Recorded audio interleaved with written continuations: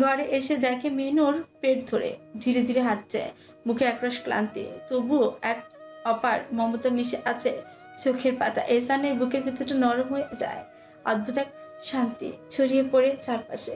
সে এগিয়ে আসে ধীরে ধীরে মেনুরের দিকে, যেন কোনো অপরাধী আসছে তার প্রিয় বিচারকের সামনে। কিন্তু মেনুর ওকে দেখে কেমন এড়িয়ে চলে, মুখ ঘুরিয়ে নেয়, গন্তব্য এগোয়। এহসান থমকে দাঁড়ায়, তার চোখে খানিকটা আক্ষেপ, খানিকটা বোঝার চেষ্টা। সে আলতো করে মেনুরের হাত ধরে, যেন ছায়া ছুঁয়ে দেয়, তবে হাতের স্পর্শে বাধা হয়ে দাঁড়ায় যাতে মেনুর আর এগোতে না পারে। মেনুর বিরক্তি নিয়ে দাঁড়িয়ে পড়ে, চোখে মুখে বিরক্তি আর রাগে রেখা স্পষ্ট। তাকে এক দীর্ঘশ্বাস ছেড়ে চোখ তুলে তাকে এহসানের দিকে। কি হলো? শব্দগুলো মুখ থেকে বেরোলেও চোখের ভাষায় ছিল গাঢ় ক্ষোভ। এহসান হালকা বাঁকা চোখে তাকায়, ঠোঁটের কোণে চাপা এক অভিমান আর কৌতূহলের রেখা। আমার তো কিছু হয়নি, তোমার কি হলো? এভাবে এড়িয়ে যাচ্ছ কেন? মেনুর ফ্রিকুচকে কপালের মাঝখানে চিন্তার ভাঁজ ফেলে বলে, অদ্ভুত, আমি এড়িয়ে যাব কেন আপনায়? আমি নিচে যাচ্ছি। তার গলায় ছিল জেদ আর ঠান্ডা প্রতিশোধ। এহসান ওর হাতটা আর একটু চেপে ধরতে চায়, যেন এক অসহায় আকুতি জমে আছে আঙুলের পাকে, কিন্তু মাঝপথেই থেমে যায়, নিজে সামনে চলে আসে। চোখে ছিল কিছুটা সংকোচ, কিছুটা স্নেহ। মেনুর এটা দেখে ক্ষুব্ধ হেসে ওঠে, এহসানের তিক্ত বিদ্রুপ সেই হাসিতে। দিন, আরো জোরে হাতটা টান দিন। এখন তো দিবেন না, কারণ এখন যে আপনার সন্তানের কষ্ট হবে, তাই নয়তো? আমার হাত ধরে একদিকে এক হ্যাচকা টান, ওদিকে আর এক হ্যাচকা টান দিতেন, স্বার্থপর পুরুষ। তার কণ্ঠে বিষ মেশানো অভিমান, এক গর্ভবতী নারীর ভেতরে সমস্ত আবেগ যেন আশ্রে পড়ল সেই কয়েকটা বাক্য। এহসান মুচকি হেসে উঠে, সে জানে তার এই মেয়েটা রেগে গেলে বানের জলের মতোই সব ধুয়ে দেয়, যা মুখে আসে তাই বলে। তবুও সে রাগে যতটা ভয়ঙ্কর ততটাই প্রেমে কোমল। সে মেহনুরের ঠোঁটে নিজের সাদাত আঙুল ছুঁয়ে দেয়, অন্য হাতটা আলতো করে রাখে মেহনুরের পেটে। তার কণ্ঠে ছিল চাপা অনুরোধ আর একরাশ আদর। হুশ, এত রাগ করো না। সন্তানের সামনে বাপ মায়ের ঝগড়া করা উচিত না। মেনুর তার হাত সরিয়ে নেয় নিজের কাছ থেকে, মুখ ঘুরিয়ে নেয়, চোখের কোণে জমে থাকা অশ্রুটা সে লুকোতে চায়, তবুও গলার স্বর কাঁপে কিছুটা। আমি কারোর সাথে ঝগড়া করছি না। দাম আছে আমার কোনো কথার কারোর কাছে যে আমি তার সাথে ঝগড়া করব? তার কণ্ঠে ছিল আত্মসম্মান আর এক টুকরো দুঃখ। এহসান মেনুরের গাল চেনে বলে, এত নাটক করিস না কবুতরের বাচ্চা। আমি জানি তুই রেগে আছিস আমার উপর। তোদের দহজ চেপে বলে, তাহলে এটাও তো জানেন কেন রেগে আছি? মিথ্যা। এহসান মেনুরের গালে হাত রেখে চুপচাপ তাকে তাকে ওর চোখে। তার গলায় ছিল অনুতাপ, অনুরোধ আর ভাঙা প্রতিজ্ঞার পুনর্গঠনের দৃঢ়তা। এটাই শেষ, আর আমি এভাবে কাউকে মারবো না, সত্যি। মেনুর ধীরে ধীরে নিজের গাল সরিয়ে নেয়, যেন মন থেকে এখনো সরিয়ে ফেলতে পারেনি ক্ষোভটা। সে ফিসফিস করে বলে, প্রতিশ্রুতি দেবেন না? এহসান শান্ত ও দৃঢ় গলায় বলে, এহসান তালুকদার মিথ্যা প্রতিশ্রুতি দেয় না। মেনুর চোখ সরু করে তাকায়, ছোটে একটা দ্বিধাময় হাসি, চোখে সংকটের ঝড়। আর যদি তা হয়? এহসান মুচকি এসে বলে, তুমি নিজ হাতে শাস্তি দিও। মেনু বিছানায় বসতে বসতে ঠান্ডা স্বরে বলে, তার শাস্তির স্বরূপ আপনি আমায় হারিয়ে ফেলবেন, চলে যাব আপনার ছেড়ে। সে একই বাক্য যেন বজ্রপাত হয় এহসানের কলিজায়। চোখের সামনে ঘন কালো হয়ে আসে, মাথার ভেতরের টং করে বাজে একটা শব্দ, চলে যাওয়া। এই নারী এত সহজ। সে দম বন্ধ অনুভব করে, কষ্টে গলা শুকিয়ে আসে। সে ধীরে ধীরে এগিয়ে আসে মেনুর দিকে, তার পাশে বসে নিচু গলা জিজ্ঞেস করে, কিছু খেতে ইচ্ছে হলে বলো আমায়। এতদিন ধরে তো ভালো মতো খাচ্ছ না। কিছুই না, শুধু পান্তা ভাত ছাড়া। মেনুর এক দৃষ্টিতে তাকিয়ে থাকে, বলে, তো আর কি করব? পান্তা ভাত ছাড়া আর কিছু গিলতে পারলে তো খেতাম, তবে। থেমে যায়। এহসান অস্থির হয়ে উঠে পড়ে। তবে কি? বলো, কি খেতে চাও বলো আমায়। মেনুর ধীরে বলে, মনে হচ্ছে যদি শুটকি ভর্তা হয় তবে খেতে পারবো। এহসান হেসে ফেলে, সেই হাসিতে শান্তি, আনন্দ, আবার দায়িত্বের ছোঁয়া। আচ্ছা ঠিক আছে, আমি ব্যবস্থা করছি। সে উঠতে নেয়, মেনুর তার হাত ধরে তাকে থামিয়ে দেয়, চোখের চাউনিতে যেন নয়, যেন চায়। এখনই যেও না। ইশারা বুঝতে বলে। এহসান আলগোছে বসে পড়ে ওর পাশে। মেনুর মাথা এলিয়ে দেয় ওর কাঁধে, চোখ বন্ধ করে নিঃশ্বাস নেয় সে, যেন ওর বুকের ভেতরে জমে থাকা কষ্টগুলো একটু শান্তি চায়। এহসান মুচকি হেসে হাত বুলিয়ে দেয় তার প্রিয়তমার মাথায়। তার ঠোঁট কাঁপে এক নীরব প্রার্থনা। এই নারী, এই প্রেমিকা, তিনি তো তার শ্রেষ্ঠ নিয়ামত, যাকে ধরে রাখতে পারা রবের এক অনন্ত করুণা। এহসান হাতে এক খুদে সাদা কালো ছোপ ছোপ রঙের বিড়াল নিয়ে বাড়িতে প্রবেশ করে। বাইরে তখন রোদের ঝিলিক, হালকা বাতাস। একটা প্রশান্ত দুপুর। ঘরে ঢুকেই ডান দিকের ছোট্ট ঘরে ঢুকে পড়ে। ওখানেই ওর ভাইপো ভাতিজারা খেলছে। বিড়ালটা ওদের দেখিয়ে বলে, এই দেখো, তোদের জন্য একটা চমক নিয়ে এলাম। বাচ্চারা আনন্দে চিৎকার করে ওঠে। ছোট ছোট হাতগুলো বিড়ালের গায়ে বুলিয়ে দেয়। বিড়ালটাও মিউ করে মাখামাখি ভালোবাসা বিলিয়ে দেয়। কিছু সময় ওদের সাথে কাটা ইহসান, চোখে মুখে প্রশান্তির রেখা, তবুও কোথাও যেন এক ক্লান্তি, ব্যস্ত ক্লান্তির ভর করেছে চোখের কোণায়। বিড়ালটাকে নিয়ে আবার উঠে আসে ঘরে। ঘরে ঢুকেই চোখে পড়ে ব্যালকনির দিকে। ধীরে ধীরে পা চিপে চিপে সেখানে এগিয়ে যায়। শব্দহীন নিঃশব্দতায় বেঁচে থাকা বিকেলের আলোয় সে দেখতে পায় তার স্নিগ্ধময়, তার চাঁদমুখী স্ত্রী মেহিনুর দাঁড়িয়ে আছেন বেলকনিতে। চুলে হালকা বাতাসের দোলা, চোখে দূর আকাশের দিকে তাকিয়ে থাকা অপ্রার্থিব এক প্রশান্তি। চোখের স্নিগ্ধতায় যেন শরীরটা রূপলি আলোয় রাঙা হয়ে উঠেছে। সেই রূপের আলোয় এহসান এক মুহূর্তের জন্য শ্বাস নিতেও ভুলে যায়। 3 মাস হলো মেনুরের গর্ভে এসেছে তাদের ভালোবাসা, নিঃশব্দ ফল। শরীরটা একটু গোলুমুলু হয়ে উঠেছে, হালকা ফুলে উঠেছে পেট। তবুও যেন আরো মায়াবী, আরো কোমল, আরো অনিন্দ লাগছে মেহিনুরকে। ওর গায়ের রংটা যেন ধীরে ধীরে চকচকে হয়ে উঠছে। হয়তো আল্লাহরই রহমতে এমন আলোয় ভরে উঠেছে ওর অস্তিত্ব। তবে এই আলোর আড়ালে লুকিয়ে আছে কষ্ট। রাতগুলো সহজ যায় না মেনুরের। কখনো কোমরে ব্যথা, কখনো পেট চাপ, কখনো হঠাৎ নিঃশ্বাসে ক্লান্তির ছায়া। এই অল্প সময়ে শরীর যেন পাল্টে যাচ্ছে, তবুও মুখে কিছু বলে না সে। চোখে মুখে যন্ত্রণার আঁচ নেই। দাঁতে দাঁত চেপে সবকিছু সহ্য করে, যা একটা অভিযোগ নয়, একটা উহু শব্দ নয়।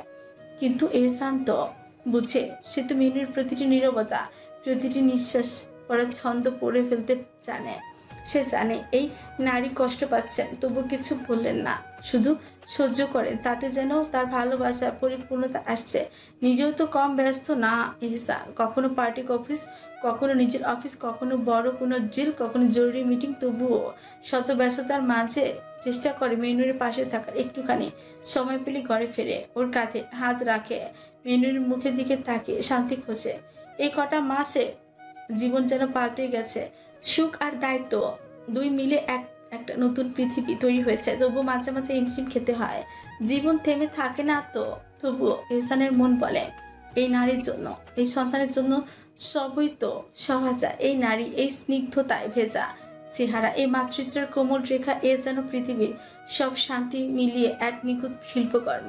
মেনুর হঠাৎ যেন হালকা শিহরণ টের পায় শরীরে। চেনা এক ঘ্রাণ নাকে এসে লাগে। ওই যে প্রিয় পুরুষের শরীরের মন মাতানো ঘ্রাণ। মনের গভীর থেকে এক কঞ্চে বলে উঠছে, আমার প্রিয় পুরুষ আমার আশেপাশে আছেন। এক চুলতে হাসি খেলে যায় ওর ঠোঁটে। ধীরে ধীরে পেছনে তাকায়। এহসানের চোখে তখন আবার মুগ্ধতা। সে জানে এই নারীর মতো করে কেউ ভালোবাসতে পারে না, সহ্য করতে পারে না, দিতে পারে না। আর মেনুরের চোখে তখন বিস্ময় আর স্বস্তি মিলিয়ে এক কোমল তৃপ্তি যেন চোখেই বলে উঠল, আপনি এসেছেন, আমি ঠিক বুঝেছি। ধীরে ধীরে ছোট্ট সাদা বিড়াল মেনুরের সামনে ধরে। মেনুরের চোখ বিস্ময় বড় হয়ে যায়। বিড়ালটা যেন হুবহু কোনো হারিয়ে যাওয়া সময়ের স্মৃতি ফিরে এসেছে। এহসান কোমল কঞ্চে বলে, নিন আপনার উপহার। মেনুর হা করে তাকিয়ে থাকে এহসানের মুখের আর সেই সাদা তুলতুলে প্রাণীটার। মেনুর হা করে তাকিয়ে থাকে এহসানের মুখের আর সেই সাদা তুলতুলে প্রাণীটার দিকে। চোখ ধীরে ধীরে জলে ভরে উঠছে। মন ভেসে যায় 15 বছরের এক বিকেলে। স্মৃতির ধুলো ঝেড়ে সামনে আসে তার শৈশব প্রিয় সঙ্গী আর মুয়াজ্জা, সেই সাদা বিড়াল যে ছিল তার নিঃসঙ্গ সময়ের নীরব বন্ধুর মতন। কাপা কাপা কঞ্চে বলে, মুয়াজ্জা, আমার মুয়াজ্জার মতন এটা। এহসান একটু এগিয়ে এসে বলেন, নিবে না কোলে? এটা তোমার সেই প্রিয় বিড়াল নয়, কিন্তু ঠিক তার মতো। তার ছায়া হয়ে এসেছি আজ তোমার জীবনে। এক অদ্ভুত স্নেহ ভরা কঞ্চে মেনুর কাঁপতে থাকা হাতে সাদা বিড়ালটা কোলে তুলে নেয়। তার চোখ ভিজে যায়, ঠোঁট কাঁপে, শরীরের মধ্যে দিয়ে এক নরম স্নেহের ঢেউ বয়ে যায়। সেই নীরবে বিড়ালটার শরীরে হাত বুলিয়ে যায়, যেন সে স্পর্শ করছে শৈশবের এক কষ্টে ঢাকা ভালোবাসাকে। এহসান সেদিকে তাকিয়ে নরম স্বরে বললেন, তোমার মুয়াজ্জা, ওকে আমিও খুব মিস করি। তোমায় তো দেখাই হয়েছিল ওর কারণেই। মেনু চোখ বড় বড় করে তাকায় তার দিকে, অবাক হয়ে প্রশ্ন করে। কি করে, কিভাবে? এহসান এক চুলতে হাসি দিয়ে এগিয়ে আসে, তার গালে হালকা করে হাত রাখে, তার চোখে একরাশ স্মৃতি জমে আছে। প্রতিদিন ফজরের নামাজের পর তুমি তোমাদের উঠোনে ছোট ছোট পায়চারি করতে করতে ওকে নিয়ে খেলতে, দৌড়াতে দৌড়াতে। তোমার মুয়াজ্জা আর তুমি যেন ছিলে একই আত্মা। তোমার হাসির শব্দ, ওর দৌড়, সব মিলিয়ে এক স্বপ্নময় ভোর হয়ে উঠত। আমি দূর থেকে দেখতাম, নিঃশব্দে, অবাক হয়ে। তোমায় দেখতাম প্রতিদিন। মেনুরের গলা শুকিয়ে আসে, সে চেয়ার ছেড়ে বসে পড়ে, বিড়ালটাকে নামিয়ে দিয়ে আপনি আপনি আমায় দেখতেন কিভাবে, কখন থেকে? বলে। এহসান হেসে ফেলে, একটু খুনসুটির ভঙ্গিতে বলে, এত অস্থির হয়েও না, আজ তো সব জানার পালা। তোমায় শুধু ভালোবাসিনি, তোমার প্রতিটি দিন, প্রতিটি অভ্যাস আমি মুখস্থ করেছি। তোমার হাঁটা, তোমার হাসি, তোমার মুয়াজ্জাকে কোলে নেওয়া, সব দেখেছি। মেনুর রাগে চোখ পাকায়, ঠোঁট কাঁপে। ঠিক তখনই এহসান হঠাৎ তার মুখ দিয়ে এনে মেনুরের থুতনি থাকা ছোট্ট তিলটে ছুঁয়ে দেয়। মেনুর তাতে দশ চেপে বলে। এহসান সবসময় মনে হয় এসব ধান্দাতেই আপনি ব্যস্ত থাকেন। হেসে বলে, তোমার মতো রূপবতী নারী সামনে থাকলে আর কি ধান্দা আটবে বলো তো মনে। আর তোমার থুতনির এই তিলে ঠোঁট ছোঁয়ানোর লোভ সামলানো যে দায়। মেনুর বিরক্ত হয়ে সোফায় বসে পড়ে, বিড়ালটি তার পায়ের কাছে এসে বসে। সে গম্ভীর গলায় বলে, এইবার বলুন কিভাবে, কখন, কোথায় আমাকে আপনি প্রথম দেখলেন আর কতবার? এহসান মুচকি হেসে মেনুরের পাশে বসে। তার চারপাশে নিস্তব্ধ, বাতাসে ভেসে আসে ফেলে আসা সময়ের গন্ধ। তার গলার স্বর যেন এক আবছা স্মৃতির গহ্বর থেকে উঠে আসে। তখন আমার বয়স 20, তুমি হয়তো 12 কিংবা 13। একটা কোমল সকাল ছিল সেদিন, শাওয়াল মাসের 3 তারিখ। ভোরের আলো তখনও ধবধবে হয়ে ওঠেনি, আর আমি ফিরছিলাম ফজরের নামাজ পড়ে। হঠাৎই তোমায় দেখলাম। তোমার পরনে সাদা একখানা নামাজের হিজাব, গায়ে কালো গাউন, চোখে মুখে নামাজের পবিত্র আলো, আর ঠোঁটে সেই নিষ্পাপ নির্ভর হাসি। তুমি হাসতে হাসতে দৌড়ে যাচ্ছিলে তোমার মুয়াজ্জার পেছনে। পেছনে ছুটছিল মেহরুব আর মেহরাজ। সেই এক মুহূর্তেই তুমি আমার দুনিয়াটাকে বদলে দিলে। সেই মুহূর্তে কিছু একটা চেপে বসেছিল হৃদয়ে, অজানা, অদেখা এক অনুভব। চুপচাপ ফিরে এসেছিলাম বাড়ি, কিন্তু মাথার ভেতর শুধু তুমি। একটা অপরাধবোধ ঘিরে ধরেছিল আমাকে। নিজেকে জিজ্ঞেস করছিলাম, তুই পাগল হয়েছিস? তুই তোকে ভাতিজির চোখে দেখার কথা। ঘৃণা হচ্ছিল নিজের উপর, তবু জানো সেই ঘৃণার মধ্যেও ভালোবাসার একটা মৃদু আগুন দাউ দাউ করে জ্বলে উঠছিল। তোমার চোখের আলো, তোমার হাসির ধ্বনি, তোমার দৌড়ে যাওয়া পায়ের শব্দ, সব কিছু আমার ভেতরে গভীর কিছু জাগিয়ে তুলছিল। আমি নিজেকে বারণ করতাম, বলতাম না, এহসান হারাম, কিন্তু হৃদয় ছিল একেবারে অবাধ্য। তোমার একটি মাত্র দেখা পেতে আমি ছটফট করতাম।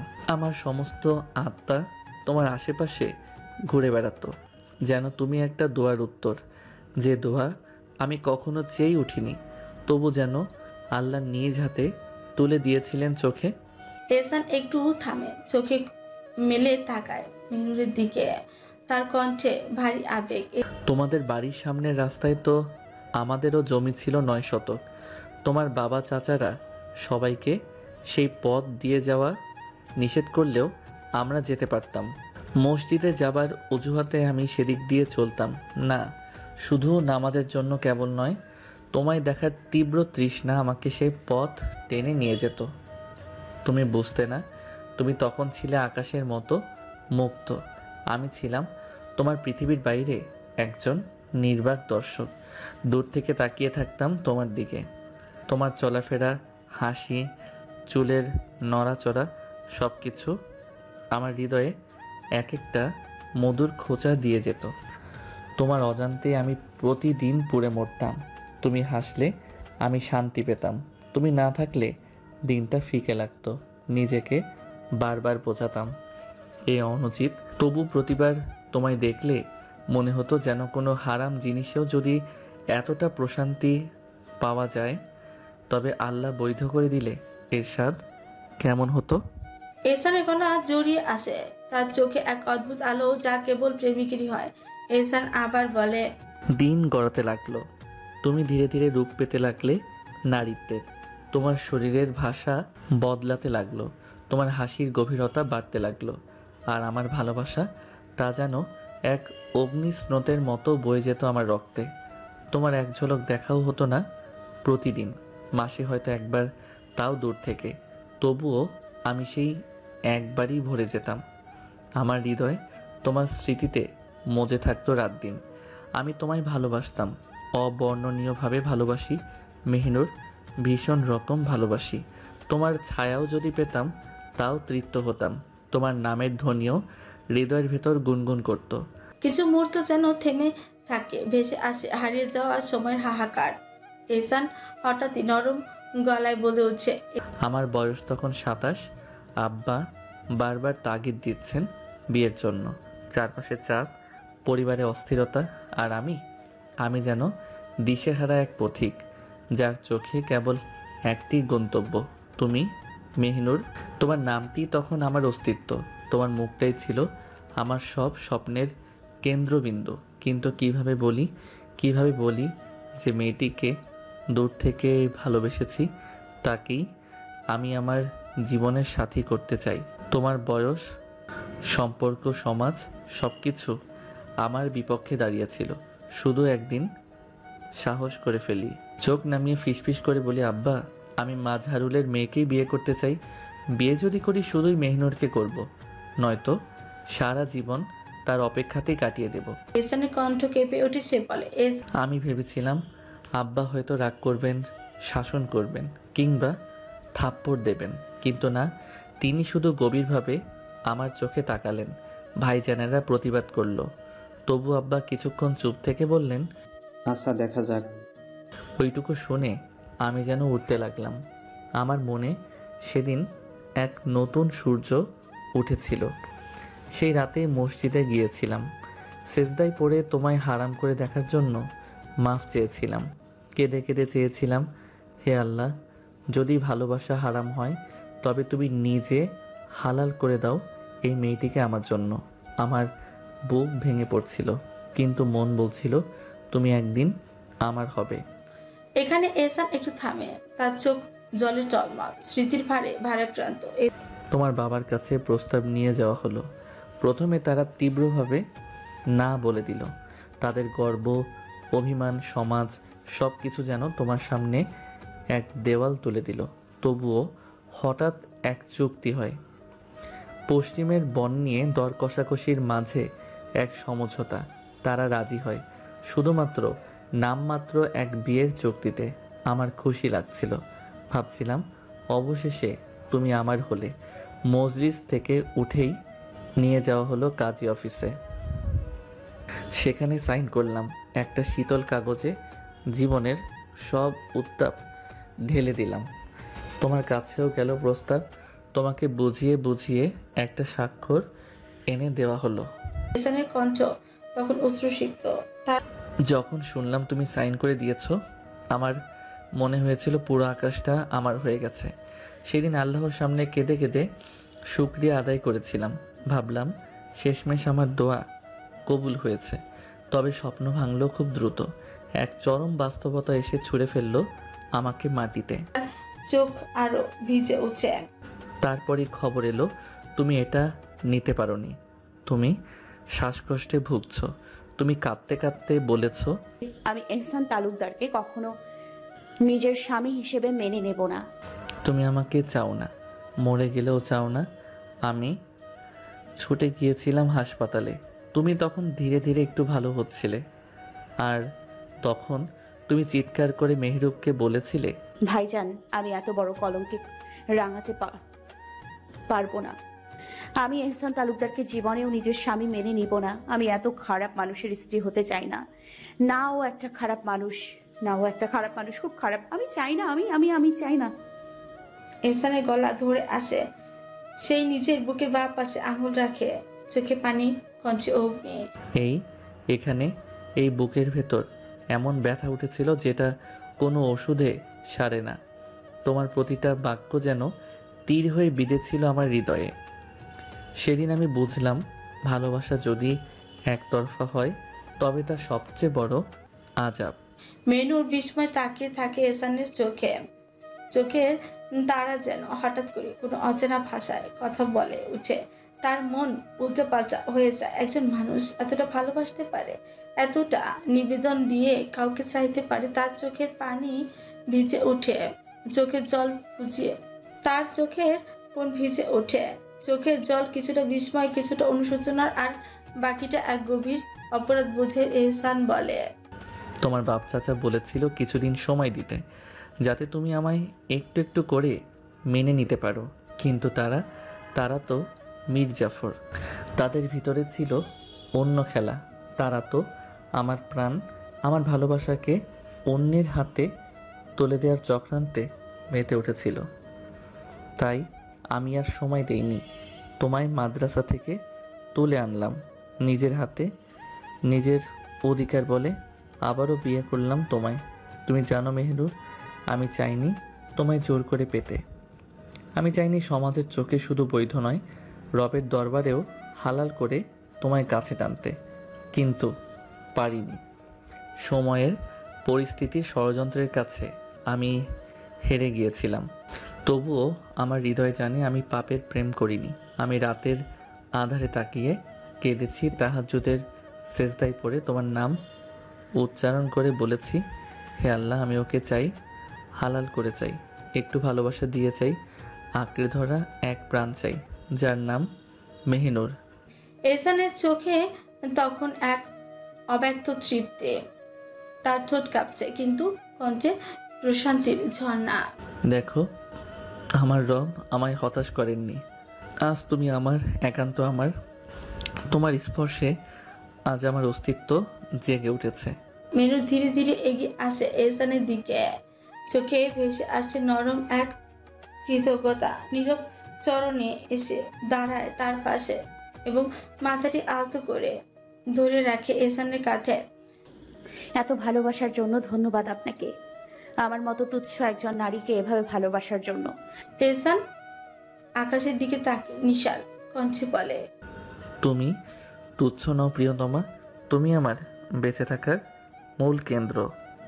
মেনুর হেসে ফেলে, এক নিঃশ্বাসে তাকায় আকাশে, তারা ভরা আকাশের দিকে। আমি তো ভাগ্যবতী, কারণ এক পাপিষ্ঠ মানুষ আমায় ভালোবাসেন, আর পাপিষ্ঠদের ভালোবাসা হয় তীব্র, খুব তীব্র। এহসান হালকা ঘুরে মেনুরের চোখে চোখ রাখে, তারপর নিঃশব্দে তাকে জড়িয়ে ধরে মেহিনুর।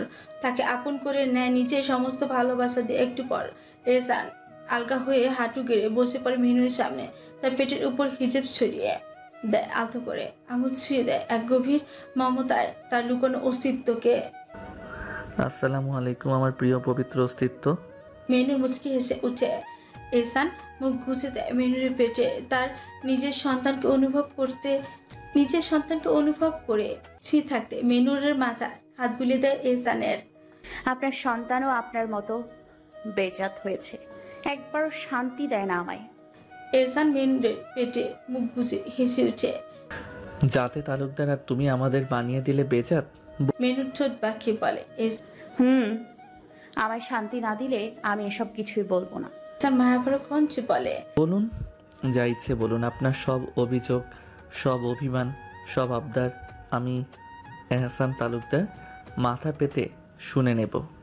একটা নিঃশব্দ সময় পেরিয়ে যায়। মেনুর হঠাৎ প্রশ্ন করে, এত ভালোবাসেন কেন আপনি আমায়?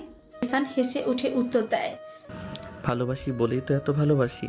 দুজনই হেসে উঠে। আকাশ তখন জেগে, তারাদের আলোয় জ্বলজ্বল করে তাদের ভালোবাসার প্রতিটি মুহূর্ত।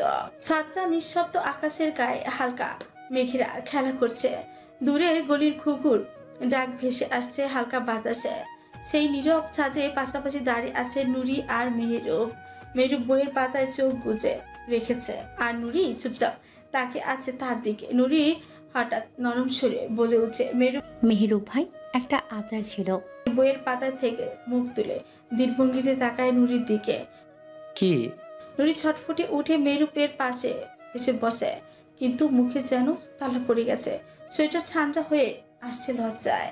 চোখ নামিয়ে ফেলে সে, শব্দ খুঁজে পায় না। মেহরুব মুখ ফিরিয়ে আবার বইয়ের পাতায় চোখ বুলিয়ে নেয়, বিরক্ত গলায় বলে, যদি এভাবে লজ্জায় মরিস তো দয়া করে বোন তুই আমার আশেপাশে আসিস না। তোর কারণ ছাড়াই লজ্জা দেখে আমার নিজেরই লজ্জা লাগে। নুরি মুখ ফুলিয়ে বলে। বলতে চেয়েছিলাম, বলবো না। মেহরুব তার দিকে না তাকিয়ে বলে। নুরি বল শুনি, কি আবদার? ঠোঁট কামড়ে বলে ফেলে, আমি আপনার ভালোবাসার নিবেদন করতে চাই। ওই যেমন প্রিয় পুরুষকে ফুল দিয়ে, ওভাবে আপনি রাজি হবেন? মেয়ের বিস্ময় তাকিয়ে থাকে নুরির দিকে। মেয়েটা এতদিনে বউয়ের মতো কথা বলছে, নয়তো সারাদিন লজ্জায় মুখ ঢেকে রাখে। তার ঠোঁটে মুচকি হাসি খেলে যায়। অবশ্যই, তবে রাজির মতো করতে হবে, নয়তো রাজি হব না। নুরি লাফিয়ে উঠে দৌড়ে ছাদের এক কোণে চলে যায়, পেছন ফিরে পড়ে। অবশ্যই রাজি হবেন। কিছুক্ষণ পর এক হাতে কাঠগোলাপ নিয়ে ফিরে আসে সে। মেহরুব সামনে হাঁটু গেড়ে বসে, ফুলটা বাড়িয়ে দেয়, চোখ বন্ধ করে নেয় এক গভীর শ্বাস, তারপর বলে ফেলে, আমি আপনাকে ভীষণ ভালোবাসি আমার প্রিয় মেহেরুব ভাই। আমি নিজের থেকেও আপনাকে বেশি ভালোবাসি, অনেক ভালোবাসি। এক সমুদ্র ভালোবাসা আমার অন্তরে আপনার জন্য ঢেউ খেলে প্রতি মুহূর্তে। আপনি আমার প্রিয়র চেয়েও প্রিয় পুরুষ। আমি আপনার প্রতি ভীষণ অন্তহীন ভালোবাসা রাখি। মেহরুব বাকরুদ্ধ হয়ে যায়। তার সেই লজ্জাবতী নুরি আর সব লজ্জা গিলে এমন প্রেম ভরা শব্দ উচ্চারণ করছে। সে স্তব্ধ হয়ে তাকিয়ে থাকে নুরির দিকে। নুরি চোখ খুলে দেখে মেহরুব হা করে তাকিয়ে আছে। তার ঠোঁটের হাসি মিলিয়ে যায়, এক দীর্ঘশ্বাস ফেলে বলে, পছন্দ হয়নি আমার অন্তরের এই একাংশ কথাগুলো? মেহরুব উঠে দাঁড়ায়, তার সামনে বসে ফুলটি হাতে নেয়, চোখে প্রশান্তির হাসি। খুব খুব পছন্দ হয়েছে। আরো কিছু বলবি? বল না, আরো সুন্দর দুইটা কথা আমায় নিয়ে।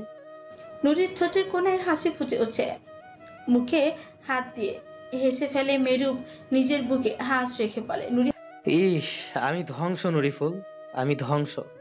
তোর এই হাসিটাই আমার ছোট্ট অন্তরের মরণের মূল অস্ত্র। হাসতে হাসতে বলে। কি যে বলেন না আপনি! মেরু বসা অবস্থাতে তার দিকে এগিয়ে আসে, কোমরের বাহু জড়ায় খানে খানে বলে, আমি রাজি, আপনার প্রস্তাবে আমি রাজি। নুরি গলা জড়িয়ে ধরে বলে, আমারও বলছি, আপনার ভীষণ ভালোবাসি। আমি আপনার নুরি ফুল, শুধু আপনার অন্তরের বাগানেই থাকতে চাই। রাখবেন গেঁথে? মেরু নুরির খোলা চুলে হাত বুলাতে বুলাতে বলে, নুরি অবশ্যই, মৃত্যুর আগ পর্যন্ত। আর মৃত্যুর পরও আল্লাহ যদি চান, পরপারেও তোকে আগলে রাখবো আমি। নিজের ঠোঁট ছুঁয়ে দেয় মেরুবের গালে, তারপর থুতনিতে।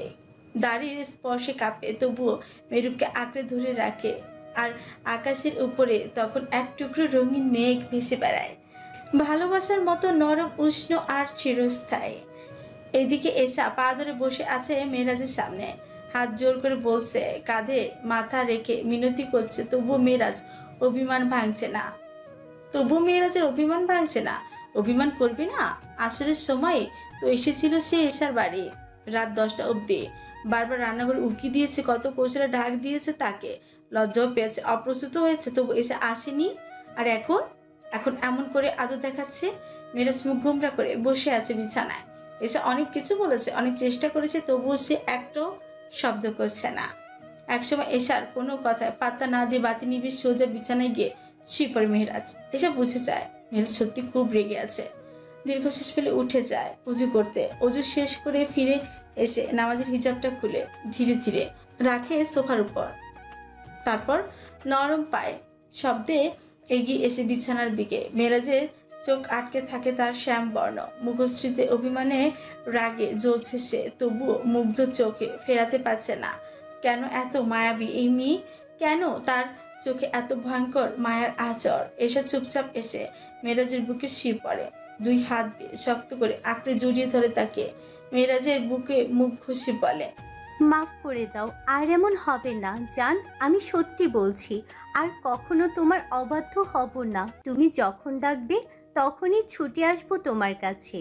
মেরাজ কিচ্ছু বলে না, মনে মনে যেন বলে, বুঝ পেডি, তুই যখন রেগে উঠিস তখন আমার ভেতরটা কিভাবে ফাটে।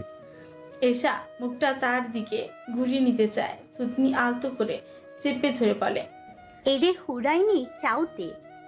মেরাজ চোখ মুখ ফিরিয়ে নেয়। এসা নিজের ঠোঁট দিয়ে ছুঁয়ে দিতে থাকে মেহরাজের গাল, কপাল, চিবুক। ধীরে ধীরে তার এ বাচ্চামি দেখে এসে ওঠে মেহরাজ। হয়েছে, আর দেখাতে হবে না আন্দাজি প্রেম। এসা ওর বুকে কিল মেরে বলে, প্রেম না, ভালোবাসা। আর এটা একদম সত্যিকারের ভালোবাসা।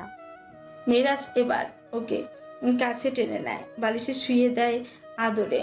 পড়ে থাকা চুলগুলো সরিয়ে দেয় মুখ থেকে। চুপচাপ তাকিয়ে থাকে কিছুক্ষণ, তারপর বলে, এসা এত যখন ভালোবাসো তখন আমার ডাকে সাড়া দিলে না কেন? চোখ নিচু করে বলে, সত্যি বলছি, আর এমন হবে না। মেরাজ হেসে ওর গলা থেকে চুল সরিয়ে দেয়, আদুরে কঞ্চে বলে, তাহলে এখন ওর শাস্তি স্বরূপ সারা রাত ঘুমহীন থাকতে হবে কিন্তু। নুরি মেহরুবের কোলে বসে আছে, গলা কাঁপছে, ঠোঁট জড়সড়, চোখে ভয় আর লজ্জা ছায়া। মেহরুব ওকে শক্ত করে ধরে রেখেছে, যেন বলছে, তুই এখন নিরাপদ, আমি তো আছি। কিছুক্ষণ চুপ থাকার পর মেহরুব ধীর গলায় বলল, তুই এতদিন অসুস্থ ছিলি, কিছুই জিজ্ঞেস করতে পারিনি। আয়ানের কাছ থেকে, মানে ওখান থেকে তুই কিভাবে পালালি নুরি? নুরির চোখে মুখে অজস্র স্মৃতির ধাক্কা খেলে গেল, গলা শুকিয়ে এলো। তারপর খুব ধীরে বলল, সে আমাকে একটা হোটেলের ঘরে আটকে রেখেছিল, হাত পা বেঁধে রেখেছিল যেন আমি পালাতে না পারি। অনেক চেষ্টা করেও খুলতে পারিনি। ও শুধু বলছিল কাজে আনবে, আজই নাকি আমাদের বিয়ে হবে। আমি কাঁদছিলাম, চিৎকার করছিলাম, কিন্তু কেউ শুনছিল না। এরপর হঠাৎ এক সময় ওর ফোনে কল আসে। সেটা ধরতে ও আমার হাত পা বেঁধেই বাইরে বেরিয়ে যায় তাড়াহুড়ো করে।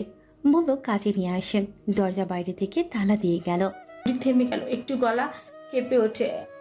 ঘরের ভিতরে একটা টেবিলের কোণায় ভাঙা গ্লাস ছিল। আমি শরীরটা টেনে টেনে ওটার কাছে যাই। তারপর হাতের বাঁধনটা কাটতে শুরু করি। অনেক কষ্টে রক্ত ঝরছিল, কিন্তু আমি থামিনি। কাটতে কাটতে একসময় হাত খুলে গেল। তারপর পা খুলে দৌড় দিলাম দরজার দিকে। লোহার তালা ছিল, জানলার পাশ দিয়ে বের হওয়ার একটা সরু ফাঁক পেয়েছিলাম। আমি ওইটুকু পথ দিয়ে বেরিয়ে পড়ি। তার চোখ আবারও কেঁপে ওঠে। রাস্তায় বেরিয়েই আমি দৌড়াতে থাকি অন্ধের মতো। কিছু বুঝিনি, শুধু দৌড়াচ্ছিলাম। তারপর হঠাৎ একটা গাড়ি খুব জোরে ধাক্কা দেয়। আর কিছু মনে নেই। যখন চোখ খুললাম আপনি সামনে ছিলেন। আপনি? মেহরুব আর কিছু শুনতে পারছিল না, বুক ফেটে যাচ্ছিল ওর। সে নুরিকে শক্ত করে জড়িয়ে ধরল। তুই আমাকে সাহসী, তুই অনেক সাহসী, তুই আমার নুরি। এখন আর কেউ তোকে ছুঁতে পারবে না। এবার তুই শুধুই আমার। কেটে গেছে একটা মাস। গোটা মাস জুড়ে সিয়াম, ইবাদত আর আত্মশুদ্ধি সাধনায় কেটেছে সময়। আজ 29 রমজান, বাংলা হিসেবে শেষ রমজানের শেষ দিন। ঘড়ি কাটায় যেন ধীরে ধীরে ঈদের আগমন বার্তা দিচ্ছে। আগামীকাল ঈদ। ঈদ উপলক্ষে তালুকদার বাড়ির সব গার্ড ও কাজের লোকদের মধ্যে দু একজন রেখে বাকিদের ছুটি দেওয়া হয়েছে। আজ তালুকদার বাড়ি প্রায় ফাঁকা। বাড়ির বিশাল প্রাসাদে একা মেহিনুর, তার সঙ্গে আছে কেবল দুজন মহিলা কাজের লোক। একটা নিস্তব্ধতা যেন ঢেকে রেখেছে গোটা বাড়িটাকে। তালুকদার বাড়ির নিয়ম, ঈদের কেনাকাটা সব সদস্য একসাথে করেন, কিন্তু ব্যস্ততা আর সময়ের অভাবে এবছর একসাথে বের হওয়া হয়নি। তাই ঈদের আগের দিনই সবাই তড়িঘড়ি করে বের হয়ে যায় মার্কেটে। এহসান ছিল বাড়িতেই, কিন্তু হঠাৎ এক জরুরি ফোন কল পেয়ে তার মুখে ছায়া পড়ে। মেনুর ওর অস্বস্তি দেখে কোমল কঞ্চে বলে, আপনি যান, আমি একা পারবো। আর মাত্র কিছু সময় পরেই তো সবাই চলে আসবে। এহসান আর কিছু না বলে বেরিয়ে যায়। শেষ মুহূর্তের কোটি টাকার ডিল ফেলা যায় না। মেনুর বেলকনিতে বসে আছে, কোলের উপর খোলা কোরআন ধীরে ধীরে তেলাওয়াত করছে। চারিপাশে যেন অদ্ভুত এক প্রশান্তি। হঠাৎ দূর থেকে ভেসে আসে গাড়ির শব্দ। সে কান খাড়া করে শোনে, কিন্তু শরীরের অবস্থা যা, তাতে উঠে দেখার শক্তি নেই। মনে মনে ভাবে হয়তো এহসান ফিরে এসেছে, না হয় সবাই ফিরেছে মার্কেট থেকে। কিন্তু না, আফসোস, এটা তাদের কেউ না। দরজার বাইরে দাঁড়িয়ে এলি, তার সঙ্গে দুজন মহিলা গার্ড। এলি মুখে রহস্যময় হাসি, চোখে প্রতিশোধের ছিলে। সে দরজায় কড়া নাড়ে। ভেতরে থেকে দরজায় খুলে এক কাজের লোক, তার পেছনে আরেকজন দাঁড়িয়ে। দেখে কিছু বলার আগে এলিকে দেখে কিছু বলার আগে তার সঙ্গে থাকা মহিলা গার্ডের দ্রুত স্প্রে ছুড়ে দেয় তাদের মুখে। এক পলকে তারা অচেতন হয়ে পড়ে যায় মাটিতে। এদিকে ওরা মুখ ঢেকে নিয়েছিল রুমাল দিয়ে। আগে প্রস্তুতি সম্পূর্ণই ছিল। এলি ধীরে ধীরে ঘরে ঢুকে। হাসপাতাল থেকে ছাড়া পেয়েই সে দিনটার অপেক্ষায় ছিল। এহসান কখনো ওর কোনো ক্ষতি করেনি, বরং তাকে ছেড়ে দিয়েছে মুক্ত বাতাসে উঠতে। কিন্তু তাতেই তো বিপদ, এটাই তো কাল হয়ে দাঁড়িয়েছে। প্রতিদিন প্রতি মুহূর্তে এহসানের খবর রেখেছিল এলি। সে জানে তালুকদারদের প্রাণকে, এহসানের রমণী যাকে ঘিরে সে মেহিনুর, তাকে কবজা করতে পারলে শেষ হবে এহসানের সব অহংকার। এলি সিঁড়ি বেয়ে উঠে আসে দোতলায়। বেলকুনিতে বসে মেহিনুর দোতলায় তেলাওয়াতে ডুবে। আলতো হাওয়ায় উঠছে ওর ওড়না। হঠাৎই সে টের পায় কেউ এসেছে ঘরে। পড়া থেমে যায়। সে মনে করে হয়তো এহসান এসেছে। এলি এদিক ওদিক খুঁজছে মেনুরকে। মেনুর বেলকুনির থেকে আওয়াজ দেয়, শুনুন, এদিকে আসুন, আমার আপনার দরকার আছে। তুমি এলি থমকে যায়, ধীর পা ফেলে এগিয়ে যায় বেলকুনির দিকে। তার মুখে এক অদ্ভুত দৃঢ়তা। মেনুর তাকে দেখে চমকে ওঠে, চোখ বড় বড় হয়ে যায়। তুমি বলতে যাবে কিছু, তার আগে এলি নিজের রুমাল তুলে ধরে মুখের সামনে স্প্রে করে দেয় ঠান্ডা নিঃশ্বাসের মতো বিষাক্ত গন্ধ। মুহূর্তে জ্ঞান হারায় মেহিনুর। তালুকদার বাড়ির শান্ত দুপুরে আড়ালে নেমে আসে এক অজানা অন্ধকার। একটি ভয়ঙ্কর মন নিচ্ছে গল্প। ঈদের আগের দিন যেই রূপ নিল বিভীষিকায়। জঙ্গলের গভীরে নিস্তব্ধ এক বাংলো, চারপাশে শুধু গাছের নিঃশব্দ ফিসফাস আর বাতাসের শীতল হাহাকার। সে নির্জনতাকে ছিঁড়ে এসারে ক্ষীণ শ্বাস প্রশ্বাস। সে হাঁটু গেড়ে বসে আছে মেঝের উপর। কপাল থেকে গড়িয়ে পড়া রক্ত চোখের কোণ পর্যন্ত পৌঁছে গেছে। ঠোঁটে রক্তের ফোঁচা রেখে গালের এক পাশ ফুলে উঠেছে। পেছনে হাত বাঁধা, গায়ের পাঞ্জাবিতে রক্তে আর ধুলে ছিটছিটে। চোখে বিষণ্ণ এক যুদ্ধ, ভেতরের যুদ্ধ। এহসানের সামনে চেয়ারবন্দি মেহিনুর, যার আর্তনাতে কেঁপে উঠছে এই নির্জন বাংলোর প্রতিটি দেয়াল। কণ্ঠে হাহাকার, আত্মচিৎকার। আমার স্বামীকে ছেড়ে দিন, আল্লাহর জন্য ছেড়ে দিন। আমায় মারুন, আমায় শেষ করুন, কিন্তু ওকে না, ওকে কিছু করবেন না। মেনুরের কণ্ঠে এতটাই করুণ, এতটাই বিদীর্ণ যেন মেনু নিজের মৃত্যু চাচ্ছে কেবল এহসানের জন্য। এহসান চেয়ে থাকে স্তব্ধ হয়ে, বুকের ভিতর থরফর করে ওঠে। অথচ এই সেই এহসান যে মৃত্যুর আর্তনাদকে খেলনার মতো দেখেছে, শত মানুষের কান্নাকে ধুলোয় মিশিয়ে দিয়েছে। আজ যত কান্না তার নিজের প্রাণ থেকে বের হচ্ছে, তখন মনে হচ্ছে হৃদয়টা ছিঁড়েই যাবে, আলাদাই হয়ে যাবে। এলি দাঁড়িয়ে আছে পাথরের মতো, মুখে চোখে আগুন। নিজ হাতে প্রতিশোধ নিচ্ছে বাবা আর ভাইদের মৃত্যুর। আর তার শিকার এহসান চাইলে এই মুহূর্তে সব উল্টে দিতে পারত, এলিকে গুড়িয়ে দিতে পারত, কিন্তু না। তার নারী, তার প্রাণ মেনুর আজ বন্দি এই নরকের হাতে। একটা ভুল, একটু আগ্রাসী প্রতিক্রিয়ায় সে ঝরে যাবে, চিরতরে হারিয়ে যাবে তার সে স্নিগ্ধ ভালোবাসা। এলি নিজের গাড়িতে করে এহসানকে নিয়ে এসেছে মেনুরের ছবি দেখিয়ে, কারণ সে জানে এহসান নিজে না এলে কখনোই আসবে না। আর যদি আসে, লোকজন নিয়ে আসবে, তখন এলি থাকবে না, তার নারী সুরক্ষিত থাকবে না। তাই সে নিজে এসেছে একা। এলি মেনুরের সামনে এগিয়ে গিয়ে ঠান্ডা কঞ্চে বলে, মেনু ভালোবাসো ওকে? চোখ জলে ঝাপসা, মাথা নেড়ে সে বলে, ভালোবাসি, ভীষণ ভালোবাসি, বুকে ভরে প্রাণ দিয়ে। এহসানের গলা শুকিয়ে আসে, বুকের মাঝে ছটফট করতে থাকে আবেগের ধাবানল। এই প্রথম সে শুনছে নিজের জন্য এই স্বীকৃতি। মৃত্যুর ঠিক আগে এলি আচমকা এক চর বসিয়ে দেয় মেনুর গালে। শব্দটা বাংলোর নিস্তব্ধতায় ছুরির মতোই কেটে যায়, কিন্তু মেনুর কাঁদে না, ফেটে কাঁদে এহসান। আমার নারীকে ছেড়ে দাও। আমার প্রতি তোমার শত্রুতা থাক, ওর প্রতি নয়। কেন কষ্ট দিচ্ছ ওকে? কেন? এলি ঘাড় ঘুরিয়ে হীন কঞ্চে বলে, চুপ, এত কথা কিসের? তারপর দাঁতে দাঁত চেপে চোখ রক্ত বন্ধ করে বলে, তুমি মুত্তাকি নারী হয়ে এতটা নিকৃষ্ট একটা পাপীকে ভালোবাসো? মেনু নিঃশব্দে বলে, ভালোবাসা নিকৃষ্টতা দেখে না, ভালোবাসা নিকৃষ্টতা দেখে না, তাই নিকৃষ্টকেও ভালোবাসি, ভীষণ ভালোবাসি। এলির চোখে আগুন হয়ে ওঠে, সেই গর্জে ওঠে, তুমি জানো না পাপীদের ভালোবাসা মানে নিজের মৃত্যুর সাথে চুক্তি? পারবে ওর জন্য প্রাণ দিতে? মেনুর চোখে অশ্রু ছলছল করে ওঠে। তারপর যেন মৃত্যুর সঙ্গে প্রেম করে নেয়া সাহসিকতায় সে বলে, পাপ বৃদ্ধকে ভালোবেসেছি, তার পাপের তাপেই তো জ্বলে মরতে হবে আমায় অনন্তকাল। তাই প্রাণ দিলে আমার আপত্তি নেই। এলি একজনকে ইশারা করে। সে একটা চিকন ধারালো তীর এগিয়ে দেয়। একই সঙ্গে মেনুরের হাতের বাঁধন খুলে দেওয়া হয়। মেনুর উঠে দাঁড়ায়। পেটে যন্ত্রণা, মুখ কুচকে উঠে দাঁড়ায়। দাঁড়িয়ে দাঁড়িয়ে কাঁপছে সে। দেহে যন্ত্রণা, মনে ভয় আর হৃদয় ভালোবাসা। এলি ধীরে সামনে এসে বলে, আমি তোমার স্বামীর মতো নিকৃষ্ট নই। আমি তোমাকে ছেড়ে দিচ্ছি, তোমার সন্তানকে রেখেই ছেড়ে দিচ্ছি। তুমি বাঁচবে, ঠিক থাকবে, বোনের মতো। কেবল একটা শর্ত আছে। মেনুর স্তব্ধ হয়ে তাকিয়ে থাকে, কণ্ঠ কাঁপে। কি শর্ত? এলি তখন ঠোঁটে এক ভয়ঙ্কর হাসি টেনে বলে, তোমায় এই তীর চালাতে হবে ওর বুকের মধ্যে। মেনুর যেন নিজেই একটা কাঠ হয়ে যায়। তার চোখে বিস্ময়, কণ্ঠে ভাঙা ফিসফিস। না না না, এটা সম্ভব না। এজান গভীর শান্ত অথচ ছায়ার মতো ভয়ানক কণ্ঠে বলে, সম্ভব প্রিয়তমা। পাপ বিদ্ধদের বাঁচার অধিকার নেই। এজানের চোখে আগুন। সে অনুভব করছে আজ হয়তো তার প্রিয়তমা তার জন্য প্রাণ দেবে। এই সত্য এতটাই অসহ্য।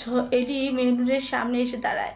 চোখে অদ্ভুত এক জ্বলন্ত দৃষ্টিতে তাকিয়ে তীর ওর দিকে এগিয়ে দিয়ে বলে, সব যাও, যদি নিজের সন্তান আর নিজেকে ঠিক রাখতে চাও তাহলে ওর বুকে তুমি নিজে প্রথম তীর ঢুকাও। আমি চাই ওর প্রিয় তোমার হাতেই হোক ওর ধ্বংস। শব্দগুলো বিষের মতো শিরা বেয়ে বয়ে যায়। হঠাৎই বাংলার বাতাস আরো ভারী হয়ে উঠছে। এহসান দীর্ঘশ্বাস ফেলে চোখে এক অব্যক্ত অভিমান, এক নীরব প্রার্থনা। সে জানে আর মাত্র কিছু মুহূর্ত, আর কয়েক মুহূর্ত পর সব শেষ হয়ে যাবে। মেনু নিশ্চয়ই তাকে মেরে ফেলবে। একজন মা নিজের সন্তানকে বাঁচাতে যা খুশি করতে পারে সব। এহসান চুপচাপ তাকিয়ে থাকে মেনুর দিকে, শুধু মৃত্যুর অপেক্ষা। মেনুর কেঁদে উঠে বলে, না না না, আমি পারবো না। কিন্তু এলি থেমে থাকে না। এক হাতে ছুরি তুলে মেনুরের পেটে ঘেঁষিয়ে বলে, ঠকিয়ে দেই। আর তার আগে এহসান চিৎকার করে ওঠে, না না, এমন করো না। আমায় মারবে ও, আমায় মারবে। তার কণ্ঠে আকুতি, বুকের গহীন থেকে উঠে আসা করুণ আর্তনাদ। সে কাপা গলায় বলে, পাপিষ্ঠদের বেশি দিন বাঁচতে নেই। মেরে ফেলো, তুমি আমায় মেরে ফেলো। আমি তোমার হাতে নিজের মৃত্যু চাই প্রিয়তমা। মেনুরের চোখ ছলছল করে উঠছে। তার হৃৎপিণ্ড ছিঁড়ে যাচ্ছে ভেতর থেকে। এমন মুহূর্তে, এমন বিকট বাস্তবতার সামনে বুক ধক করে উঠে কেঁপে উঠেছে বারবার। মেনুর এক পলক এহসানের দিকে তাকায়, অতঃপর এলির দিকে। তারপর ধীরে ধীরে কাপা হাতে সেই তীক্ষ্ণ তীরটি তুলে নেয়। আঙুল কাঁপছে, তবু তীরটি ধরে রাখে। বুকের ভেতর জ্বলছে আগুন। মনে হচ্ছে হৃদয় ভেঙে চুরমার হয়ে যাচ্ছে শব্দহীনভাবে। এহসানের বুক ধক করে উঠে। সত্যিই কি তার ভয়ের আশঙ্কা সত্যি হতে চলেছে? এই তো শেষ মুহূর্ত। কিন্তু তার মন বলে কিছু হয়তো ভুল হচ্ছে না। তার চেয়েও বড় সত্য এটাই তার পরম সৌভাগ্য। প্রিয়তমার হাতে মৃত্যু কি অদ্ভুত এক প্রাপ্তি, কি ভয়ঙ্কর এক সৌন্দর্য। মেনুর পা কাঁপছে। সে কাঁপা পায়। সে ধীরে ধীরে এগিয়ে আসে এহসানের দিকে। তীরটা শক্ত করে ধরে রাখে, যেন একটা সিদ্ধান্তের মুখোমুখি দাঁড়িয়েছে। হয়তো এই মুহূর্তে সে নিজেকে প্রশ্ন করছে বারবার, তুই কি পারবি তাকে মেরে ফেলতে, যাকে ভালোবাসিস জীবনের চেয়ে বেশি? যে মানুষটা তোকে তার পৃথিবী বলতো, তুই পারবি?